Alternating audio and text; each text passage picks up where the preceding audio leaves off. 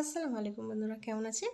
আশা করি সবাই ভালো আছেন, সুস্থ আছেন। চলুন আজকে আমি শিঙি মাছের ঝোল বানাবো। শিঙি মাছের ঝোল বানাবার জন্য অলরেডি আমি শিঙি মাছকে কেটে পরিষ্কার করে ধুয়ে নিয়েছি। কিছুটা আলু নিয়ে নিয়েছি, কিছুটা পেঁপে আর কিছুটা কাঁচকলা আর একটা বড় সাইজের পেঁয়াজ, এগুলো সব ধুয়ে পরিষ্কার করে কেটে নিয়েছি। আর এদিকে কিছুটা জিরে নিয়েছি, 2 রকম সরষে নিয়েছি, আর কাঁচা পাকা লঙ্কা নিয়েছি, 2টো তেজপাতা নিয়েছি, কিছুটা আদা আর কিছুটা রসুন নিয়ে নিয়েছি।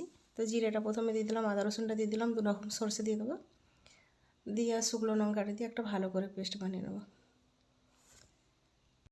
এদিকে দেখুন কী কী মশলা নিয়েছি। অল্প লবণ, হলুদ, ধনে, লঙ্কা, একটা টমেটো নিয়ে নিয়েছি। আর এদিকে মাছটাকে মশলা মেখে ভেজে নেব। অল্প লবণ আর হলুদ মাখিয়ে মাছটাকে সুন্দর করে ভেজে নেব। বেশি কড়া করে ভাজবো না, জিওল মাছ যেহেতু, হালকা করে ভাজবো। তো দেখুন এই মাছটা রান্না করার জন্য আমি অলরেডি সরষের তেল নিয়ে নিয়েছি। সরষের তেলের মধ্যেই রান্না করব। তো সরষের তেলটা গরম হয়ে গেছে, মাছগুলো একে একে দিয়ে দেবো, দিয়ে হালকা করে ভেজে নেব।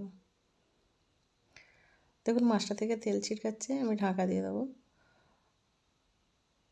তো দেখুন মাছটা বীজখানে খুলে আমি একবার উল্টে নিয়েছিলাম। তো মাছটা আমার ভাজা হয়ে গেছে, কমপ্লিট তুলে নিয়েছি। এর মধ্যে আমি যে সবজিগুলো কেটে রেখেছিলাম, পেঁপে, কলা, আলু একসাথে ভেজে নেবো হালকা করে, অল্প লবণ হলুদ দিয়ে।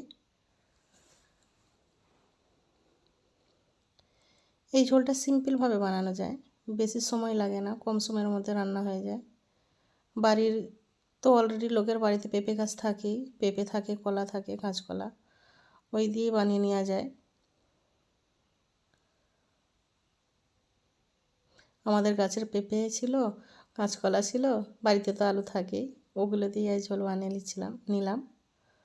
তো দেখুন আলুগুলো সব ভাজা হয়ে গেছিলো, সবজিগুলো তো আমি 2টো তেজপাতা ফোড়ন দিয়ে ওর মধ্যে একটা যে বড় সাইজের পেঁয়াজ নিয়েছিলাম কেটে, ওইটা দিয়ে দিয়েছি। হালকা পেঁয়াজটা কালার চেঞ্জ করে নেব।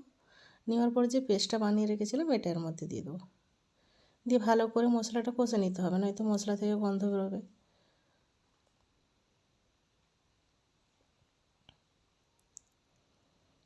দেখুন কষে নিচ্ছি নাড়াচাড়া করে।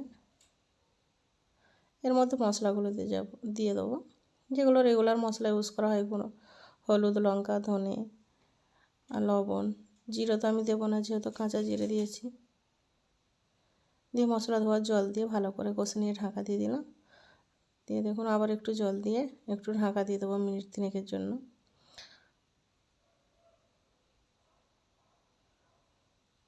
দেখুন মশলা ছেড়ে দিয়েছে, মশলা থেকে তেল ছেড়ে দিয়েছে। তো এর মধ্যে আমি যে সবজিগুলো রেখেছিলাম ভেজে দিয়ে দেবো।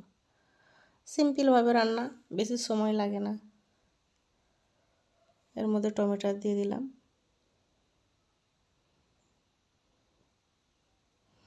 ভালো করে কষে নেব।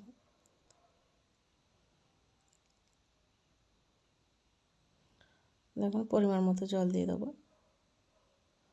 দিয়ে সেদ্ধ হওয়ার জন্য ঢাকা দিয়ে দেবো। আমি জানি আমার ভিডিও অনেকেই দেখেন, কিন্তু লাইক কমেন্ট করেন না, শেয়ারও করেন না। তো একটাই রিকোয়েস্ট, যে দেখেন অনেক কষ্ট করে বানায়, একটা লাইক দেওয়ার জন্য এতটা ব্যথা হবে না হাত, একটা লাইক কমেন্ট শেয়ার করে দেবেন, আর প্লিজ সাবস্ক্রাইবটাও করে দেবেন। তো দেখুন এদিকে আমার সবজিটা সেদ্ধ হয়ে গেছিলো, আমি এর মধ্যে মাছ দিয়ে মিনিট 3 ফুটিয়ে নেব।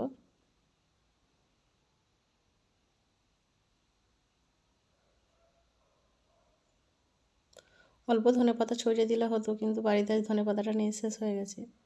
দেখুন কাঁচা লঙ্কাটা দিয়ে দিয়েছি, দিয়ে মিনিট 3 ফুটিয়ে নেব। তো এটা আমার রান্না কমপ্লিট।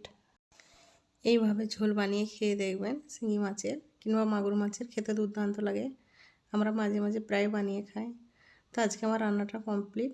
আজকে যদি ভিডিওটা ভালো লেগে থাকে, লাইক কমেন্ট শেয়ার সাবস্ক্রাইব করবেন। ভালো থাকবেন, সুস্থ থাকবেন।